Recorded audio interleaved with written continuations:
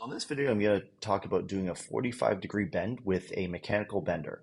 So already I've set up my piece of conduit in a mechanical bender, and I have my level, I'm just using a digital level there, set on the level itself. I just showed you the actual dial itself. It has the degrees on how you're going to bend that, and at what point it will be ready to go. Set my camera up here, and now all you do when it comes to bending with mechanical bender is you're going to ratchet down, and it will cause the conduit to bend.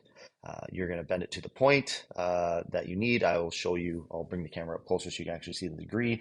I'm pretty close there. I think I'm 44 and a half degrees or somewhere around there, 44.4 degrees. So pretty close to a 45-degree bend. I might be able to give it a little more, little touch just to bring it up, but that gives you an idea of how that mechanical bender is supposed to work.